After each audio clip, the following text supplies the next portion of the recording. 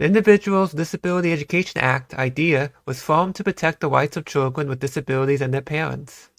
When your child has an Individualized Education Program, IEP, the school system must obtain consent before changing the program. If you do not agree with the school's changes, there are procedural safeguards to help with this. These safeguards explain what the school system can and cannot do when evaluating and providing special education and related services to your child. There are 15 important procedural safeguards. 1. Educational records access.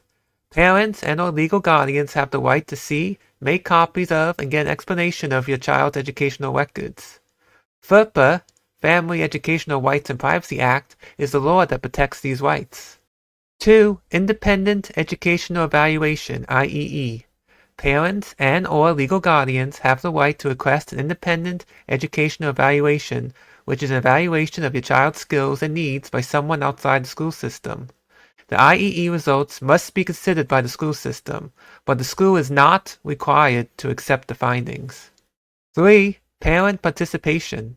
Parents and/or legal guardians have the right to participate in meetings about your child's education. 4. Prior written notice. When something needs to be added, changed, or denied, the school system must give the parent and/or legal guardian written notice. 5. Procedural safeguards notice. A written explanation of all procedural safeguards parents and/or guardians have under federal and state law must be provided by the school system. IDEA states that schools must send the procedural safeguards notice to parents only one time a school year, except that schools must also give a copy to parents in their child's initial referral for evaluation under IDEA or when the parents ask for such an evaluation of their child.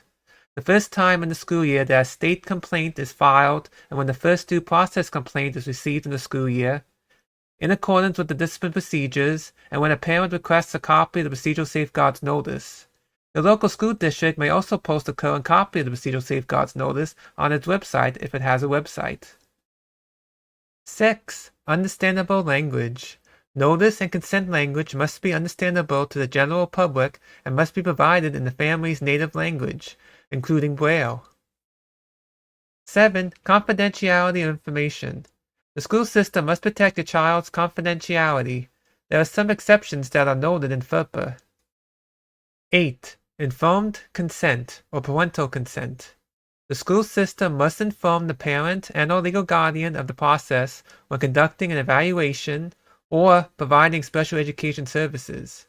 Written permission must be granted by the parent and/or guardian before the school system can proceed. 9. Stay put rights. If a proposed change of your child's placement is not agreed on, this provision allows your child to stay where they are until the school and you go through the dispute resolution process. 10. Due process. This is a formal way of resolving disagreements between the parents and the school if there is a dispute about your child's special education. This process starts when the parent and/or guardian files a written complaint. 11. Civil action. If the due process hearing results are not what the parents and/or guardians expected, they can file a civil lawsuit. 12. Mediation. An alternative to a due process hearing, a mediator is a neutral third party that helps the parent and/or legal guardian and the school resolve the dispute. 13. Reimbursement of attorney's fees. The school system must pay for attorney fees if the parent and/or guardian wins the due process hearing/civil action if a judge orders it. 14. State-level appeal. Parents and/or guardians can appeal the due process hearing results to the State Department of Education. This is feasible in some states. Finally, 15. State complaint. The parent and/or legal guardian can make a written complaint to an official state agency if a school violates federal or state education laws. Like anything in education, the more you know, the better prepared you can be to ensure advocacy for your child. For more information on procedural safeguards, check out the link in the description. If you found this video helpful, please hit the like button. Have you had experience with these safeguards? If so, feel free to share in the comments section below. Together, we can change how the education system works.